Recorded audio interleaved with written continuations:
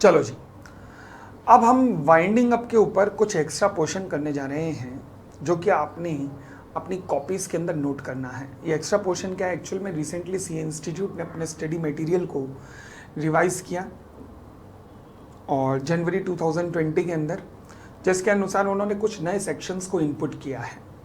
तो इसलिए हम कुछ नए सेक्शंस करने जा रहे हैं और that is why I would request you कि प्लीज़ आप इसे अपनी कॉपीज़ में लिखना शुरू कीजिएगा, जो भी अब मैं लिखवाने जा रहा हूँ। ठीक है, तो इसका हेडिंग देंगे extra portion on winding up. दीजिएगा मेरे साथ नाम, extra portion on winding up. छोटे छोटे से सेक्शंस हैं जिसे सी इंस्टीट्यूट ने इस बार डाला है। Extra portion on winding up के अंदर सबसे पहला आता है मेरा सेक्शन 358। सेक्शन 358 जिसका नाम है exclusion of certain time in computing limitation. Limitation period calculate करते हुए सर्टेन टाइम को उठाकर एक्सक्लूड कर दिया जाएगा। दोबारा बोलता हूँ, लिमिटेशन पीरियड को निकालते हुए सर्टेन टाइम को उठाकर एक्सक्लूड कर दिया जाएगा। अब ये क्यों किया जाएगा, सोचो ना, बड़ी सीधी सी बात है। क्या मैं कह सकता हूँ कि लिक्विडेशन के टाइम पर कंपनी कहीं ना कहीं एकदम लिक्विडेशन का ऑर्डर वगैरह आते ही या वाइंडिंग अप वगैरह का ऑर्डर आते ही कंपनी के मैनेजमेंट की पावर तो छीन ली जाती है। सारी पावर किसके पास चली जाती है, लिक्विडेटर के पास। तो अब सोच के देखो जरा, मैनेजमेंट की पावर छीन ली गई है और लिक्विडेटर के पास पावर चली गई है। लिक्विडेटर उन पावर्स को पहले देखेगा क्या है। मैं कह सकता हूँ सैकड़ों हजारों डेटर्स की लिस्ट हो सकती है। वो उन डेटर्स की लिस्ट को गो थ्रू करेगा, तब उसे पता लगेगा ओहो अच्छा ये डेटर्स हैं जिनके ऊपर केस करना है, लिमिटेशन पीरियड एक्सपायर हो रहा है। उस सब में टाइम लग सकता है, हाँ। तो इसलिए लॉ मेकर्स ने एक बेनिफिट दिया कंपनी को कि कंपनी हम सर्टेन पीरियड एक्सक्लूड कर देंगे। एक्सक्लूड कहाँ से करेंगे, जिस दिन application for winding up file हुई, मतलब कमेंसमेंट ऑफ वाइंडिंग अप जहाँ से हुआ, यानी कि एप्लीकेशन फॉर वाइंडिंग अप जब से फाइल हुई, वहाँ से लेकर उसके बाद सेकेंड स्टेप क्या होगा, वाइंडिंग अप का ऑर्डर आएगा। वाइंडिंग अप के ऑर्डर से लेकर 1 साल पूरा हुआ यहाँ 1 साल तक, तो यानी कि यहाँ से लेकर यहाँ तक का पीरियड लॉ मेकर्स ने एक्सक्लूजन में डाल दिया। तो बहुत अच्छा खासा पीरियड रखा है। एप्लीकेशन फॉर वाइंडिंग अप गई, वाइंडिंग अप का ऑर्डर आया, उसके बाद 1 साल पूरा हुआ वाइंडिंग अप के ऑर्डर का। वाइंडिंग अप के ऑर्डर को ये सारा पीरियड लॉ मेकर्स ने एक्सक्लूड कर दिया है लिमिटेशन पीरियड में से। तो यानी कि कंपनी को एक तरीके का बेनिफिट है कि अगर कोई कस्टमर पेमेंट नहीं दे रहा और चिल्ला रहा है कि लिमिटेशन पीरियड एक्सपायर हो गया, तो रुक जा बेटा, इस पीरियड को एक्सक्लूड किया जाएगा। ठीक है, तो मेरे साथ लिखना शुरू करना आप। In computing the period of limitation, the period of limitation specified, मेरे साथ लिखना जी ये, for any suit or application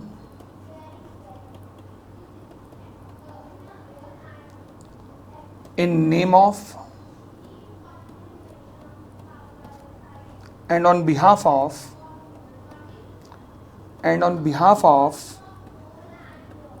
company which is being wound up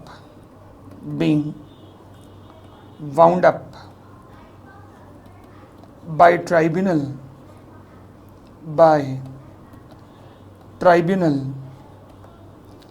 period from the date of commencement of winding up to a period of 1 year following the date of winding up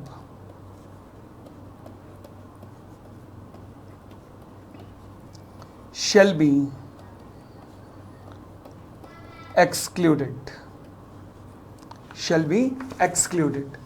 यानी कि किसके लिए है? ये company के लिए है कि जो कंपनी अंडर लिक्विडेशन है कि भैया आपको हम बेनिफिट दे रहे हैं कि आपके लिए हम ये पीरियड काउंट नहीं करेंगे, मतलब ये लिमिटेशन पीरियड में काउंट नहीं होगा। जानते हैं आप लिमिटेशन पीरियड 3 साल है, जिसका मतलब होता है कि अगर 3 साल तक आपने डेट रिकवर ना किया तो आप रिकवर नहीं कर सकते। मगर कंपनी जब 3 साल की काउंटिंग करेंगे तो यहाँ से यहाँ तक का पीरियड उसमें काउंट नहीं होगा। तो यानी कि कंपनी को एक तरीके का बेनिफिट है कि क्योंकि वो पीरियड जिसमें कंपनी का एनर्जी कहीं और लगी होती है, फॉर एग्जाम्पल लिक्विडेटर आया होता है, लिक्विडेटर कंपनी को समझ रहा होता है, वो सारा पीरियड उन्होंने एक तरीके से एक्सक्लूड कर दिया है।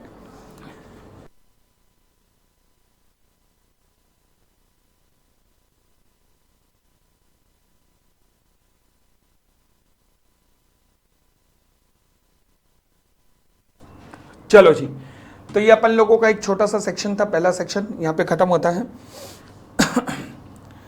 दूसरा सेक्शन लिखेगा, हालांकि सी इंस्टीट्यूट ने इन सेक्शंस को ऐड तो कर दिया है, बट दिक्कत एक और है कि इनके ऊपर ना एक्चुअल में कई तरीके के रूल्स हैं जो अभी आने हैं, जो अभी एप्लीकेबल नहीं हुए।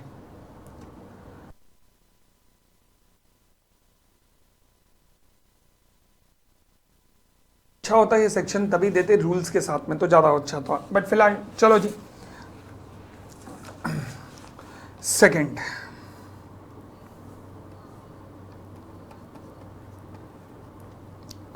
सेक्शन 354, हम उल्टा चल रहे हैं थोड़ा।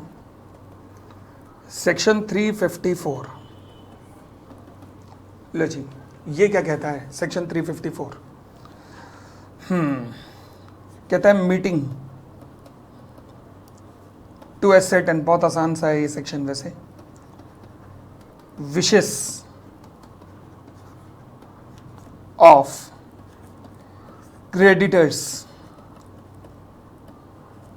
और कंट्रीब्यूटरीज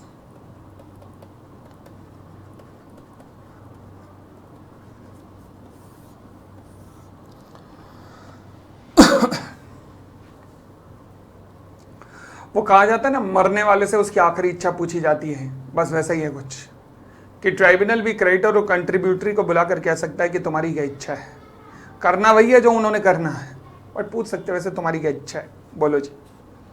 बस यही कहता है सेक्शन। क्या कहता है, लिख लीजिएगा,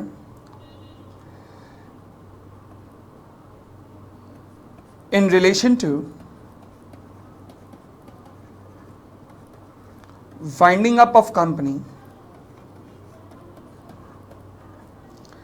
ट्राइब्यूनल में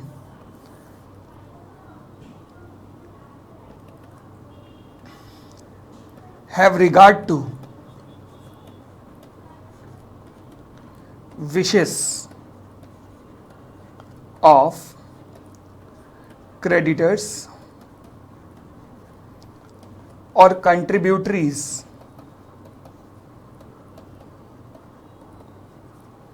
of company, यानी कि उनकी भावनाओं को सम्मान दिया जा सकता है ट्राइब्यूनल के द्वारा if it thinks fit for ascertaining their wishes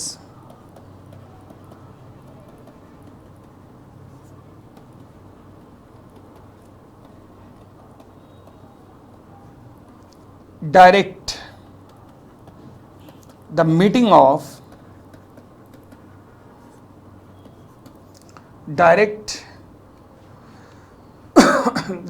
of creditors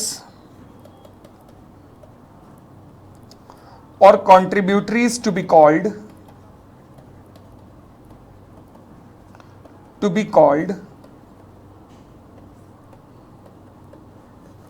held and conduct in such manner as tribunal may direct। में डायरेक्ट। बस जी, ये सेक्शन है। एक्चुअल में इस पूरे सेक्शन के अंदर ना, ये सेक्शन सवाल उठा सर मैं बुक में इसलिए नहीं दिया क्योंकि बुक में अगर आप देखोगे ना तो जगह जगह सेक्शन के अंदर लिखा हुआ as prescribe, as prescribe, as prescribe. अब वो प्रेस्क्राइब कुछ है नहीं, वो सारे रूल्स हैं जो आपके सिलेबस में नहीं है अभी। शायद मई 2021 के लिए एप्लीकेबल हो जाए, वो भी शायद ही कह रहा हूं। नवंबर के लिए भी नहीं चांस कोई, मई के लिए भी शायद हो एप्लीकेबल, पता नहीं। गवर्नमेंट ने रूल बना तो दिए बट अभी नोटिफिकेशन नहीं आई क्योंकि हम कोरोना पीरियड में जी रहे हैं। तो व्हाट आई एम एक्सपेक्टिंग कि ये शायद अक्टूबर या नवंबर तक नोटिफाई करेंगे उन रूल्स को, बट लेट अस सी, जब भी करेंगे। खैर फिलहाल कहता है ट्राइब्यूनल, अब क्योंकि इस सेक्शन को ना मुझे तभी अपनी लैंग्वेज में थोड़ा लिखवाना पड़ रहा है, और इनफैक्ट सभी सेक्शंस का ये हाल है, जो भी अभी मैं एक्स्ट्रा वाले में करवा रहा हूँ तभी बुक में नहीं डाले मैंने हैं। तो आप देखेंगे बेयर एक्ट में हर जगह लिखा हुआ है सेक्शन में, पूरे 354 में 4 जगह लिखा हुआ है एज में भी प्रिस्क्राइब, एज में भी प्रिस्क्राइब। तो फिर सिलेक्शन सेक्शन को मैं अपने वर्डिंग्स में लिखवा रहा हूँ तभी।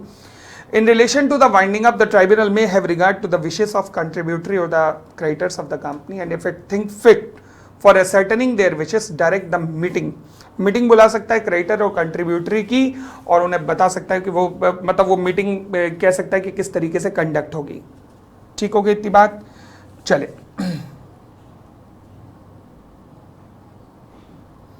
एक लाइन और लिख लीजिएगा इसमें, tribunal may also appoint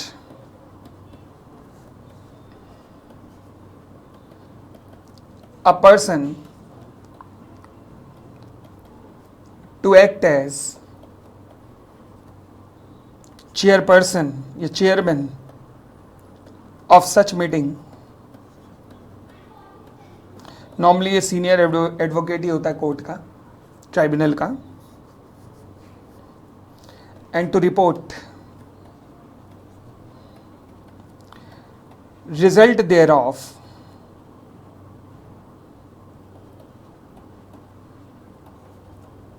to tribunal। लो जी, रिपोर्टिंग किसको की जाएगी? ट्राइब्यूनल को। चेयरमैन कौन अपॉइंट करेगा? ट्राइब्यूनल। रिपोर्टिंग भी ट्राइब्यूनल को की जाएगी, और मीटिंग भी कौन कंडक्ट करवाएगा? ट्राइब्यूनल भी। मतलब वही मरने से पहले आखिरी इच्छा बता दो जी, और क्या बस।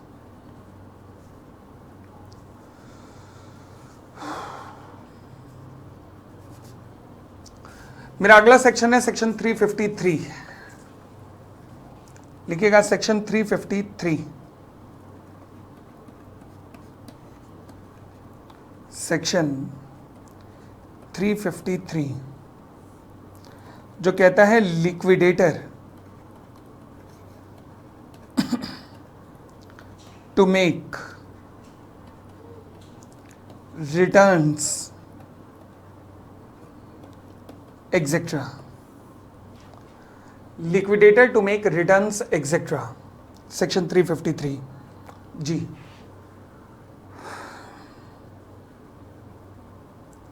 ये कहता है जी अगर ऐसा है लिक्विडेटर साहब, आपको कोई रिटर्न भरनी है, रिटर्न सबमिट करनी है, कंपनी के स्टेटमेंट ऑफ अफेयर्स वगैरह से रिलेटेड रिटर्न्स वगैरह सबमिट करनी है, और उसमें अगर डिफॉल्ट हो जाता है तो फिर लॉ मेकर ने टाइम पीरियड दिया है लिक्विडेटर को कि ट्राइब्यूनल को अगर कोई कंप्लेन जाती है, ट्राइब्यूनल का आदेश जाता है लिक्विडेटर को कि भाई सबमिट कर, तो उसके 14 दिन के अंदर अंदर आपको सबमिट कर देना पड़ेगा। अगेन ईजी सा है, लिखेगा। कहता है where company liquidator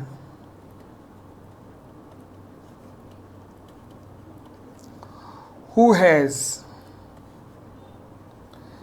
made any default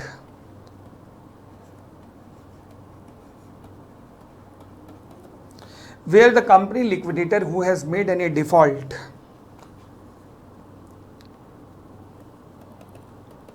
in filing, comma, delivering or making any return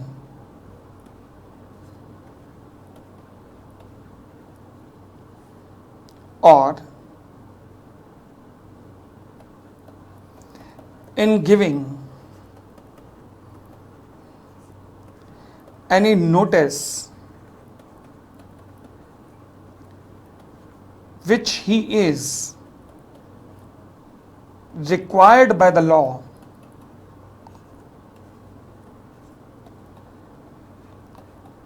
to ensure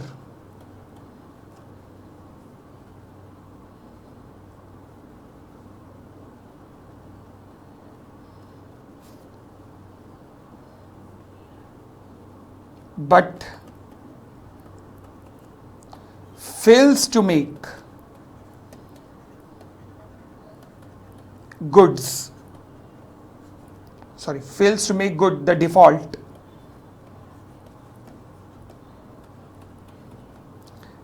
within 14 days after the service of notice to him,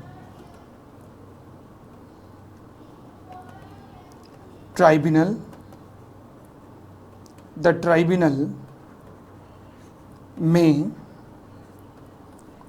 on an application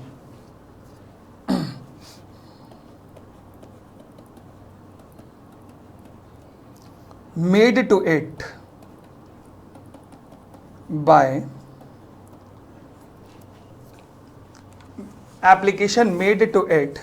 any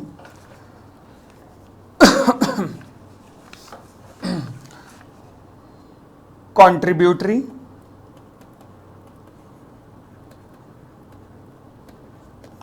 creditor, registrar,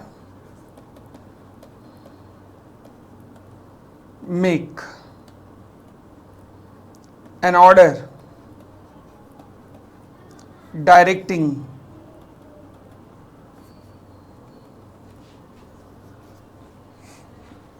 the company liquidator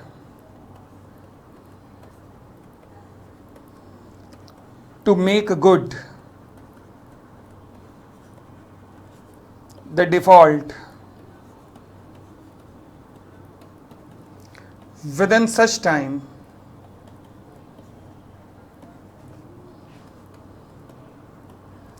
as specified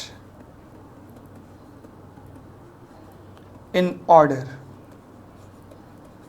लो जी, जरा लिखने के बाद एक बार पढ़ के भी देखिएगा और बताओ जी कोई भी दिक्कत।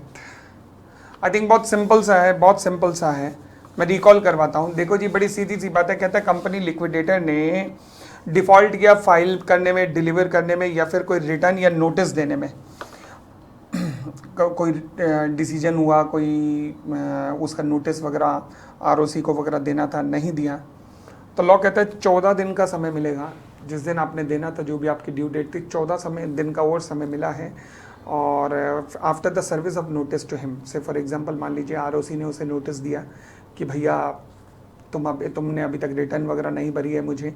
क्रेडिटर्स ने कहा, कंट्रीब्यूटरी ने कहा, कंट्रीब्यूटरी वगैरह को इसने एनुअल रिटर्न्स वगैरह सबमिट करनी थी, अपनी फाइनेंशियल स्टेटमेंट वगैरह सबमिट करनी थी, जो स्टेटमेंट ऑफ अफेयर्स वगैरह कोर्ट में सबमिट होती हैं, उसकी कॉपी वगैरह सबमिट करनी थी, जो इसने नहीं की, सेक्शन 294 में, जिसकी हमने चर्चा भी की है।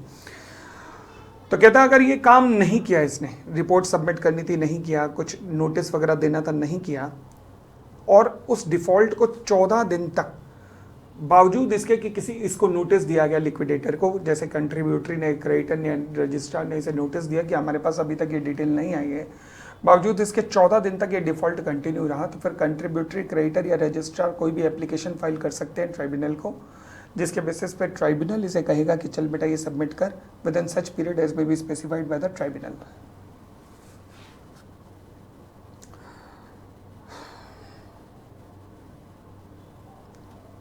ठीक है जी। तो सवाल उठा इस सेक्शन के नॉन कंप्लायंस पे, अगर ट्राइब्यूनल के ऑर्डर के बावजूद भी इसने ना किया तो कोई पेनल्टी है? हाँ, वो ट्राइब्यूनल डिसाइड करेगा, यानी कि पेनल्टी का अमाउंट एज सच सेक्शन में नहीं दे रखा, वो ट्राइब्यूनल के ऊपर ही है। चले, तो बस यहाँ पर इतनी सी बात लिखी गई है।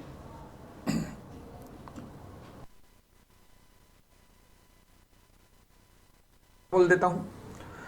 कंपनी लिक्विडेटर, जिसे कि रिटर्न जमा करने की ज़रूरत थी, कोई डॉक्यूमेंट्स वगैरह डिलीवर करने की ज़रूरत थी, नोटिस वगैरह देने की ज़रूरत थी, अगर वो ये नहीं किया उसने काम, तो मान लीजिए क्रेडिटर्स ने, कंट्रीब्यूटरी ने, आरओसी ने, तीनों में से किसी ने भी उसे नोटिस भी दिया कि ये काम कर दे, ये हम अभी तक ये रिकॉर्ड नहीं मिला है, बावजूद इसके इसने रिकॉर्ड वगैरह नहीं दिया, 14 दिन हो गए डिफ़ॉल्ट किए हुए इसको, तो फिर अब वो कंट्रीब्यूटरी, क्रेडिटर या फिर आरओसी ट्राइब्यूनल के पास जा सकते हैं और ट्राइब्यूनल उसके एप्लीकेशन के बेसिस पर लिक्विडेटर को काम कह सकते हैं कि ये काम करो, और उस पीरियड में करो जो पीरियड हम आपको कह रहे हैं। ठीक हो गई इतनी बात? चलिए, मेरा अगला सेक्शन रेलेवेंट है, थोड़ा सा रेलेवेंट है। ये सारे तो मैं इन्हें नहीं कहूँगा बहुत ज़्यादा क्या ज़्यादा रेलेवेंट भी हैं, बट अगला सेक्शन रेलेवेंट है थोड़ा, उसको ध्यान से समझना। Section 352,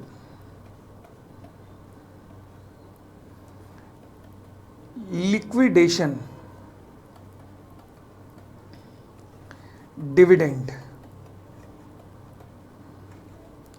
and undistributed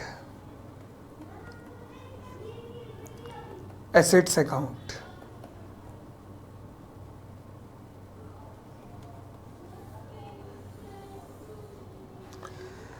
liquidation, dividend and undistributed assets account,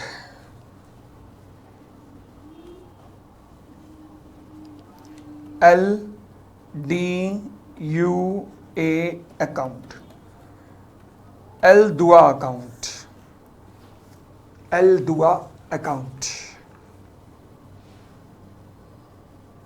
ले लो दुआ अकाउंट या लिक्विडेशन दुआ account, dividend, undistributed assets account. अब ये सेक्शन क्या कहता है?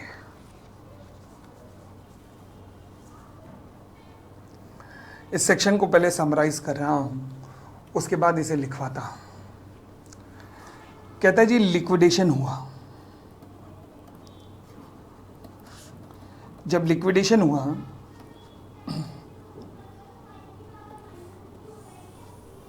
ये पहले एक बॉक्स के अंदर ये बना लेना, ये समरी। लिक्विडेशन हुआ, लिक्विडेशन के अंदर सेल ऑफ एसेट्स हुई, सेल ऑफ एसेट्स। एसेट्स बिका के कहां पर आ जाएंगी? एक बैंक अकाउंट के अंदर, बैंक अकाउंट। अब ये जो बैंक अकाउंट में पैसा आया, यहां से किसके पास चला जाएगा पैसा? या तो चला जाएगा क्रेडिटर्स के पास। देखो, मैंने एरो के नीचे थोड़ा सा स्पेस और छोड़ा है, पहले देख लेना मैं क्या कर रहा हूं। क्रेडिटर्स के पास या फिर कंट्रीब्यूटरी के पास।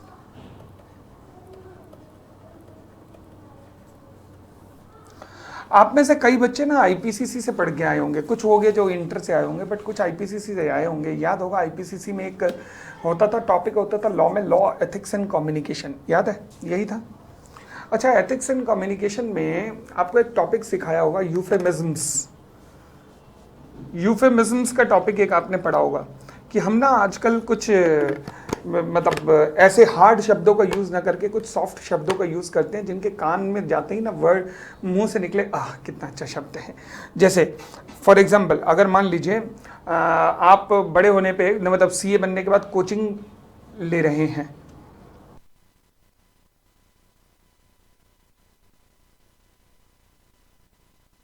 लड़की वाले रिश्ता लेके आए आपके लिए, तो पूछा लड़का क्या करता है? घर वालों ने कहा जी वो ट्यूशन पढ़ाता है। लो जी, उड़ गई इज्जत की धजिया, उड़ गई, ट्यूशन पढ़ाता है। ऐसा लग रहा है तीसरी चौथी क्लास को भी पढ़ाता होगा। बट सोचो, लड़की वालों को कहा गया actually he is an educator. भाई साहब, लगता ना हैवीवेट वर्ड, एजुकेटर है, गजब। हमारे टाइम पे क्या होता था ना, जब हम जाते थे ना, तब वो क्लास में बैठे हुए टीचर कॉल आती थी, तो हम यूँ करके, एक तो पता नहीं मुझे इन 2 उंगलियों का मतलब आज तक नहीं समझ आया कि 2 उंगलियां क्यों करते थे, यूँ करते थे। Madam may I go to bathroom, यूं करते थे भाई, हमें सिखाया जाता था यूं ही करना, और ऐसे इन दो उंगलियों का मतलब आज तक मुझे नहीं पता लगा, यूं मैडम की तरफ इशारा करके ऐसे किया करते थे। खैर जी, अब तो कॉन्सेप्ट चेंज हो गए हैं, अब आजकल क्या हो गया, रेस्ट रूम बन गए हैं। तो ऐसे शब्द सुनने में जो ना अच्छे लगते हैं, अच्छे लगते हैं, इसे यूफेमिज्म्स कहते हैं। लॉ मेकर्स ने उसी कल्चर का यूज किया है। अब मुझे बताओ, लिक्विडेशन पे जो बचा खुचा अमाउंट होगा वो क्रेडिटर्स को आप पे कर रहे हो, तो सीधा कहो ना बचा खुचा अमाउंट क्रेडिटर्स को पे ऑफ कर रहे हो। नहीं, लिखा है डिविडेंड। डिविडेंड, वाह, मतलब इतना मिल गया वही काफी है। क्रेडिटर्स देखने में लगता है डिविडेंड टू क्रेडिटर, मतलब क्रेडिटर को लिक्विडेशन पे बहुत कुछ मिल रहा है ना। वो कह रहा है 100 रुपए देने थे क्रेडिटर को, हमारे पास 40 हैं, 40 दे रहे हो, तो वो डिविडेंड ही है, वरना तो कुछ भी नहीं मिलना था। 40 मिल रहे हैं ना, वो डिविडेंड ही है। तो नाम यूज किया इसलिए लिक्विडेशन डिविडेंड, गजब हो गया। सिमिलरली कंट्रीब्यूटरी को अगर कुछ मिल रहा है तो वो भी उनका डिविडेंड ही है। समझ आया? तो बैंक अकाउंट में जो पैसा जाएगा वो लिक्विडेशन डिविडेंड के रूप में, लिक्विडेशन डिविडेंड के रूप में चला जाएगा, या तो क्रेडिटर्स के पास या कंट्रीब्यूटरी के पास। समझ आई बात? चल, अब इनको पैसा पे ऑफ किया, कंट्रीब्यूटरी को और क्रेडिटर को आपने पैसा पे ऑफ किया। पे करने के बावजूद भी बैंक अकाउंट में कुछ पैसा रह गया, आपने चेक भेजे थे, वापस आ गए चेक, एड्रेस चेंज हो गए थे या फलाना या डिप का कुछ भी हो गया था, तो यानी कि सर्टेन अमाउंट अनक्लेम्ड रहा। अब जितना भी अनक्लेम्ड अमाउंट है, जो क्लेम नहीं किया किसी ने, उस सारे के सारे अनक्लेम्ड अमाउंट को आप विदिन 6 मंथ्स आप ट्रांसफर कर दोगे एक अकाउंट के अंदर, जिसे हम कहते हैं, क्या कहते हैं, एल दुआ अकाउंट। एल दुआ account, liquidation dividend and undistributed assets account. ठीक है, अब आपने एल दुआ अकाउंट में ट्रांसफर किया। इस अकाउंट में ट्रांसफर करने के 15 साल बाद, आफ्टर 15 ईयर्स,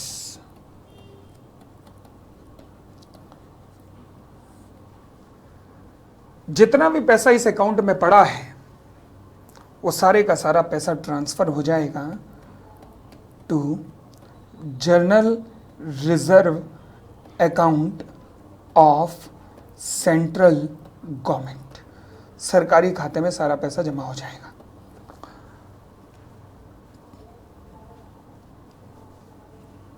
सवाल उठा, क्या हम एल दुआ अकाउंट या फिर जनरल रिजर्व अकाउंट में से पैसा निकाल सकते हैं? द आंसर इज यस, आप बिल्कुल निकाल सकते हो।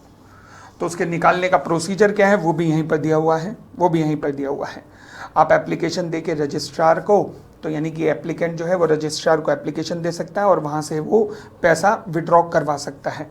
फॉर विड्रॉल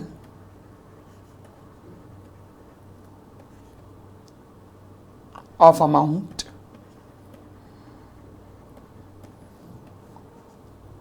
एप्लीकेशन देनी पड़ेगी टू रजिस्ट्रार,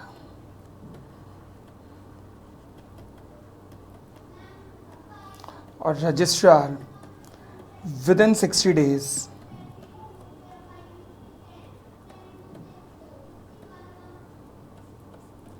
इंश्योर कर सकता है payment, ensure the payment in दोनों अकाउंट में से, इन दोनों अकाउंट में से liquidator within 60 days payment ensure करवा सकता है। तो एक बार देख लीजिएगा, यानी कि लिक्विडेशन पे जो एसेट्स बिकी वो सारी बैंक अकाउंट में आई, बैंक अकाउंट में से पैसा लिक्विडेटर क्रेडिटर्स को और कंट्रीब्यूटरी को गया, फिर जो इनके हिस्से में पैसा गया, अगर वो इनके हिस्से में जाने के बावजूद भी अनक्लेम्ड मतलब वापस आ गया तो वो 6 महीने में एल दुआ अकाउंट में चला जाएगा, वहाँ से 15 साल बाद general reserve of the central government में ट्रांसफर हो जाएगा। बट बीच में कोई भी क्लेम कर सकता है, तो रजिस्ट्रार को एप्लीकेशन देके आप लोग आराम से क्लेम कर सकते हो, उसमें कोई दिक्कत नहीं है। ठीक हो गई इतनी बात? चलिए, अब मैं इसके बारे में लिखवाना शुरू कर रहा हूँ, मेरे साथ लिख लीजिएगा पहले।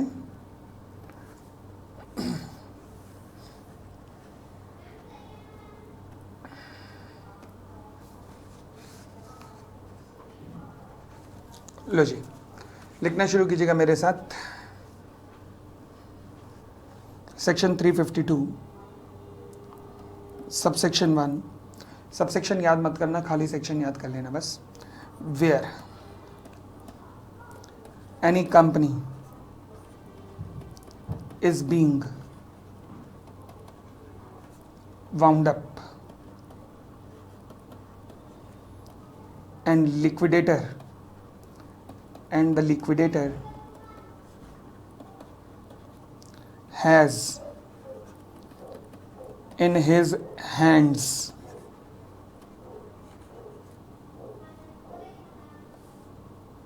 or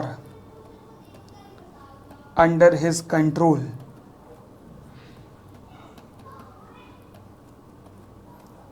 any money representing a dividend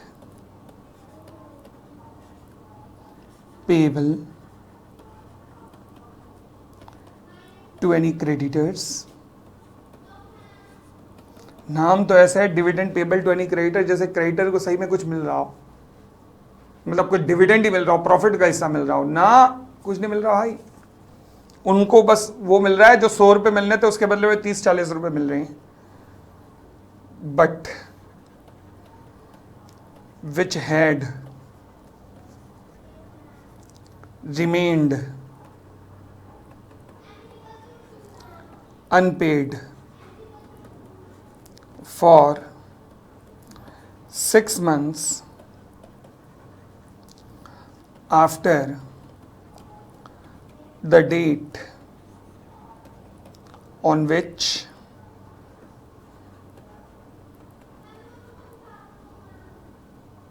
बस इतना काफी है, 6 मंथ के आगे काट दो, but which remains unpaid for 6 months और B point assets refundable to any contributory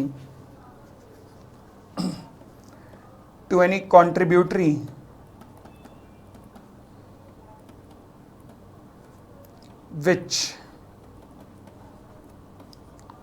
have remained undistributed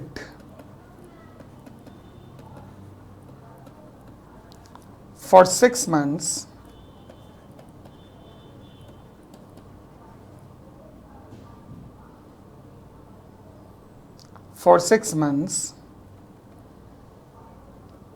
after they become refundable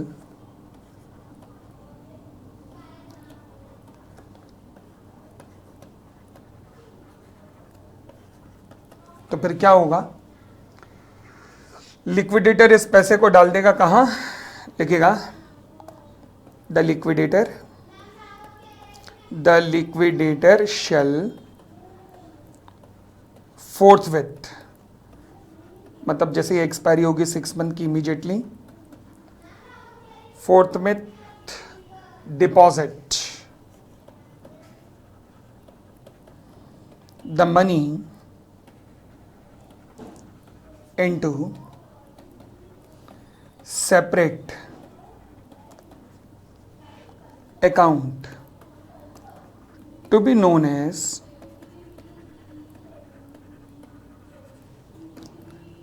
company liquidation dividend and undistributed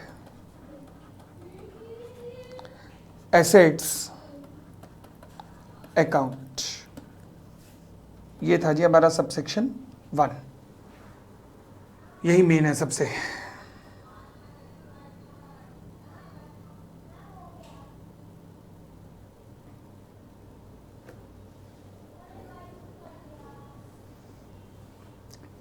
इस अकाउंट में जो क्रेडिटर को पैसा दिया और क्लेम नहीं हुआ वो भी जाता है, कंट्रीब्यूटरी को पैसा दिया क्लेम नहीं हुआ वो भी जाता है, इसके अलावा लिक्विडेशन के एंड में जो पैसा बच जाता है, एसेट्स ज़्यादा की बिकी, लायबिलिटी कम थी, वो भी यहाँ जाता है। तो सबसेक्शन 2 में वो लिखा है, subsection 2, liquidator shell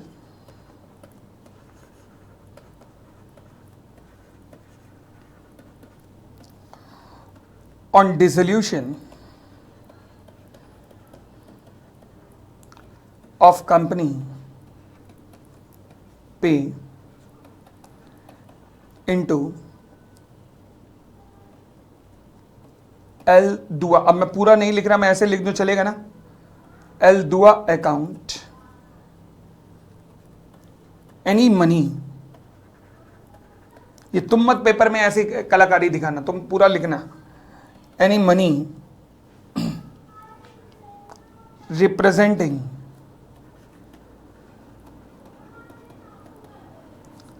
unpaid dividend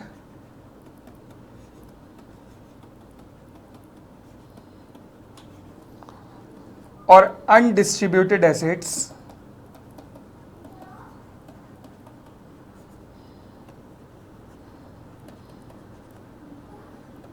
on date of dissolution. लो जी, तो डिसोल्यूशन पे कुछ भी जो बाकी बचा वो भी यहाँ ट्रांसफर हो जाएगा। अगेन सबसेक्शन याद मत करना, सेक्शन याद करना, बस बार बार कह रहा हूं, सबसेक्शन याद मत करना।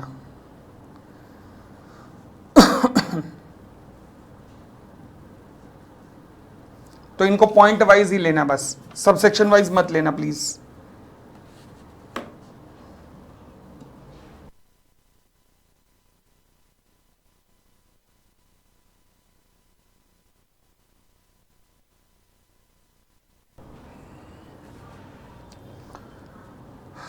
Third point,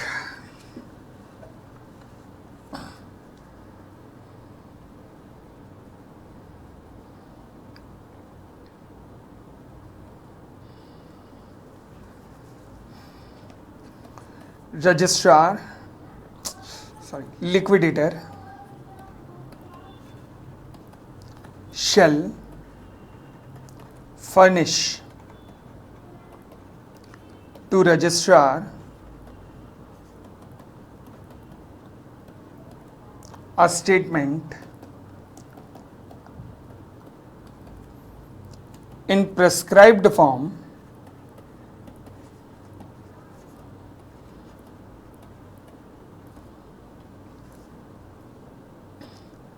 containing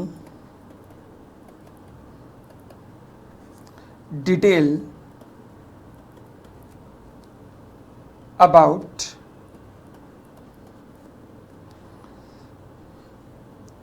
the amount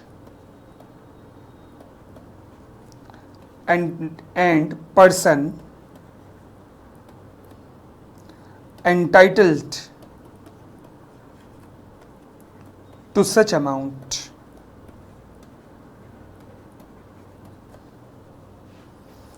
along with other particulars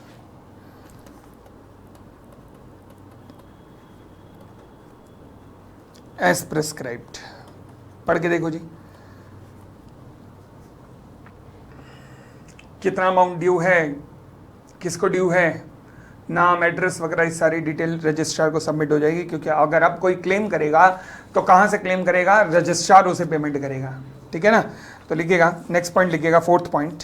please subsection मत कंसीडर करना इन्हें, क्योंकि मैंने बीच में एक सबसेक्शन उड़ाया है, वो सेक्शन 348 से रिलेटेड है, मैंने उसे नहीं कंसीडर करवाया, उसे उड़ाया है, क्योंकि 348 इंस्टीट्यूट ने आपके सिलेबस में नहीं रखा है।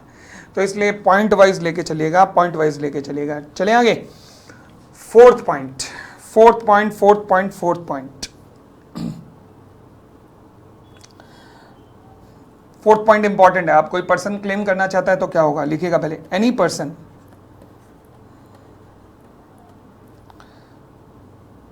Claiming to be entitled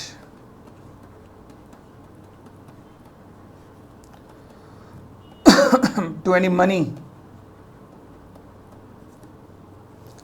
paid into एल दुआ अकाउंट क्या करेगा? मे अप्लाई, किसको अप्लाई करेगा? रजिस्ट्रार को, to registrar, and registrar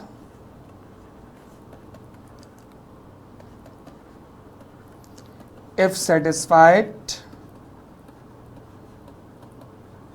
shall, क्योंकि रजिस्ट्रार के पास सारी डिटेल तो है ही, अब settle the claim within कितने दिन? 60 days from receipt of such claim.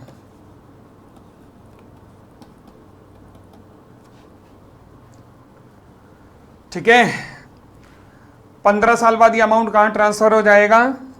General reserve में। एनी मनी, अच्छा वैसे 60 दिन में अगर रजिस्ट्रार ये पेमेंट नहीं करता ना तो कंप्लेन जाती है उसकी रीजनल डायरेक्टर को, लिखने की खैर जरूरत नहीं है बट आपकी नॉलेज के लिए बता रहा हूं। Else report to regional director for reason of delay,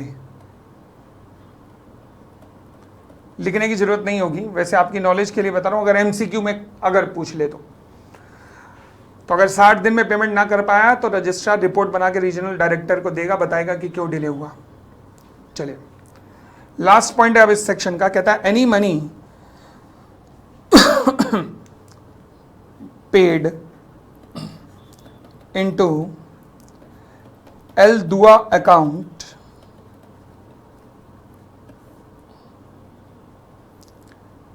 which remains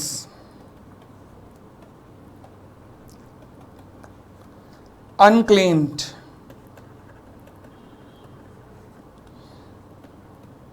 even after 15 years shall be transferred to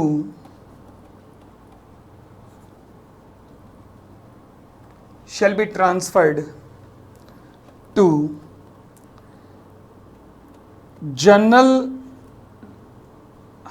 revenue account, मैंने शायद ऊपर रिजर्व लिखवाया है, ऑफ सेंट्रल गवर्नमेंट।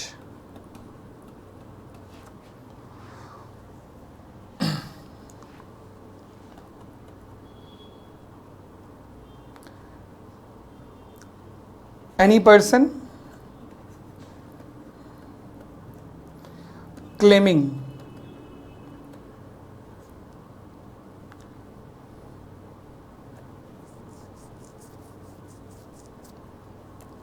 ये ऐसे लिखना, but a claim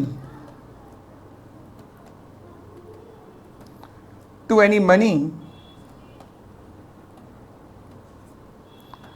so transferred shall be dealt with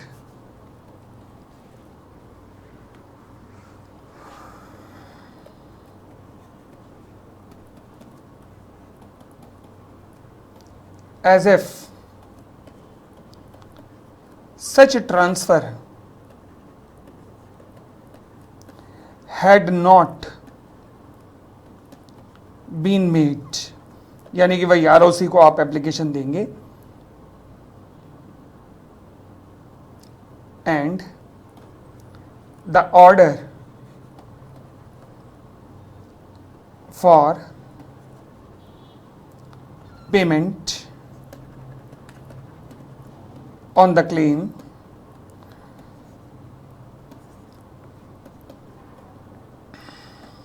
will be treated as an order for refund of revenue।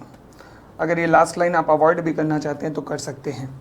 Had not been made के बाद ये वाली लाइन अगर आप अवॉइड करना चाहते हैं कर सकते हैं, बट वहाँ तक भी लिखेंगे तो भी फ़र्क नहीं पड़ेगा। तो एल दुआ अकाउंट में 15 साल बाद ट्रांसफ़र हो जाएगा और रिफंड का प्रोसेस बिल्कुल वही रहेगा। ये एज्यूम करेगा कि जैसे कोई अमाउंट ट्रांसफ़र नहीं हुआ है, मतलब वही रजिस्ट्रार को एप्लीकेशन देंगे, 60 दिन के अंदर रजिस्ट्रार जो है रिफंड का ऑर्डर पास कर देगा। ये अच्छा सेक्शन था 352 जो अब रिसेंटली इंस्टीट्यूट लेके आया है।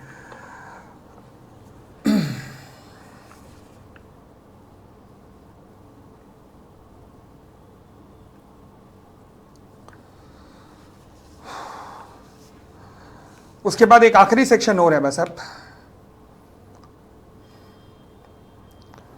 सेक्शन 347 लिख लीजिएगा। सेक्शन 347, इन सब में से सेक्शन 352 ही पेपर के लिए इंपॉर्टेंट है, बाकी कोई भी इंपॉर्टेंट नहीं है, केवल 352 को देखने की जरूरत है आपको एक बार बस।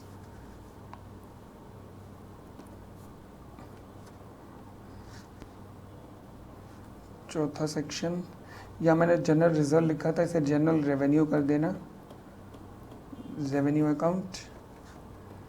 अब आ रहा हूँ 5वें पर, 5वां सेक्शन 347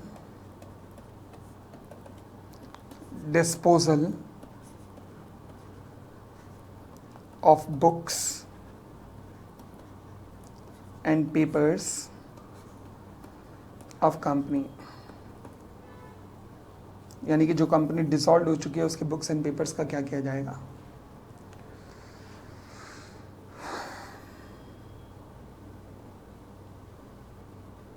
संभाल के रखने हैं तो कितने पीरियड तक? लॉ में कहता है 5 साल तक बस। 5 साल के बाद किसी की कोई लायबिलिटी नहीं होगी, 5 साल तक संभाल के रखना है। तो लिखना शुरू कीजिएगा। व्हेन, एमसीक्यू में पूछा जा सकता है बस ये, affairs of company have been completely wound up and it is about to be dissolved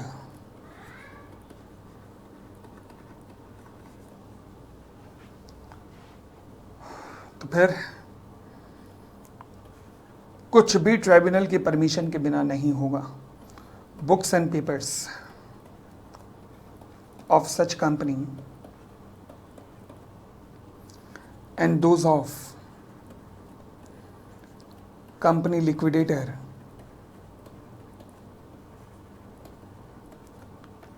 may be disposed of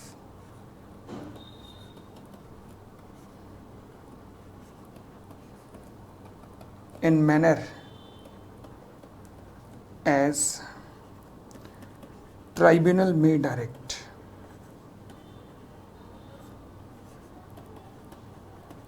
As tribunal may direct. 5 साल तक का मैक्सिमम रिटेंशन होता है। After the expiry of 5 years from dissolution,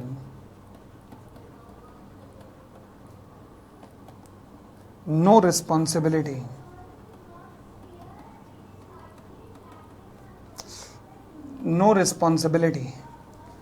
यानी कि इन document वगैरह से related कोई भी रिस्पॉन्सिबिलिटी नहीं आएगी। No responsibility shall devolve on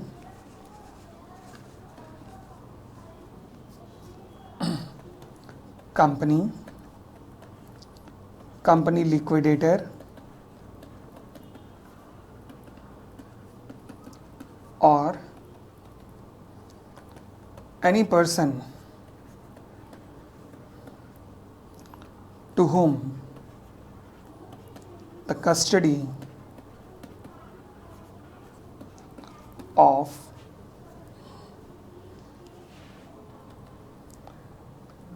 of books and papers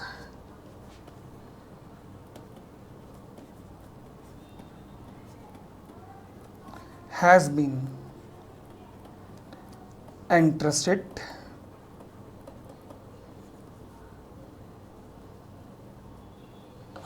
to whom. बस जी, that's it.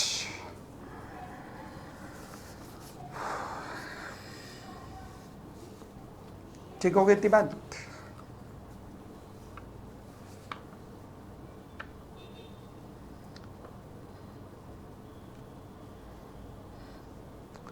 एक छोटा सा सेक्शन और करा दूं, एक छोटा सा दिया तो हुआ, अगेन मुझे लगता है एमसीक्यू पर्पस से ही आ सकता है। नाम है सेक्शन 344, छोटा सा है बस। मतलब मैं बता देता हूँ क्या कहता है सेक्शन, में बस ये कहता है कि जब भी कंपनी लिक्विडेशन में होगी तो उसके हर बिल बुक पर और हर बुकलेट वगैरह पर ये लिखा होगा कि कंपनी अंडर लिक्विडेशन, बस इतना सा। तो लिख लीजिएगा 6th पॉइंट, ये 6th section, section 344, statement that company is in liquidation, statement that company is in liquidation। लो जी, ये क्या कहता है? सेक्शन कहता है कि where a company is being wound up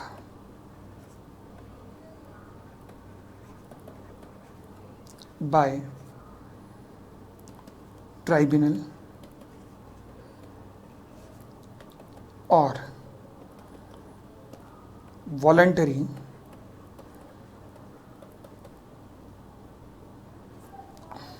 where a company is being wound up by the tribunal or by voluntarily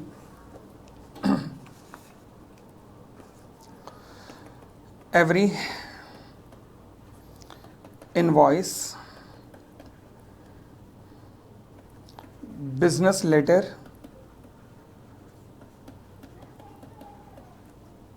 etc. issued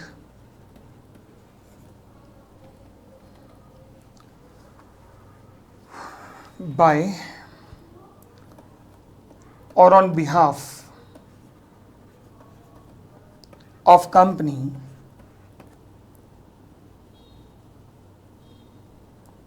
or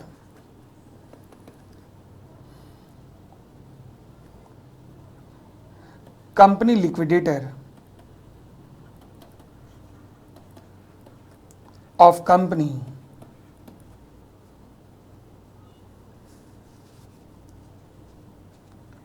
shall contain a statement that the company is being wound up।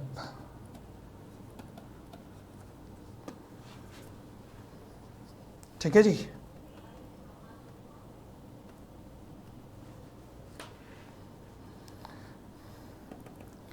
Penalty क्या है?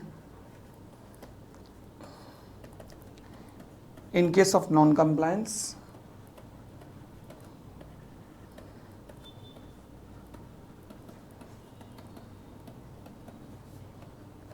company, every officer of company,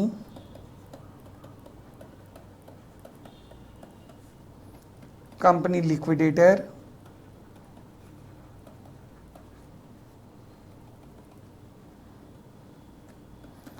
punishable with fine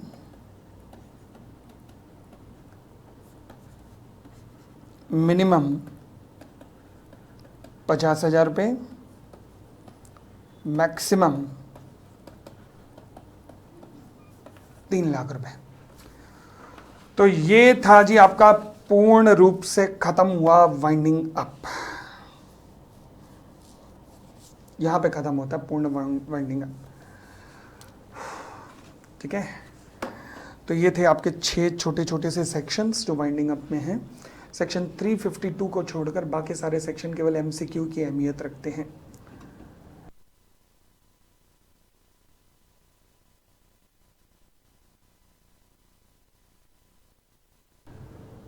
बढ़ सकते हैं। चलो जी, तो यहाँ तक धन्यवाद, धन्यवाद, thank you, thanks a lot.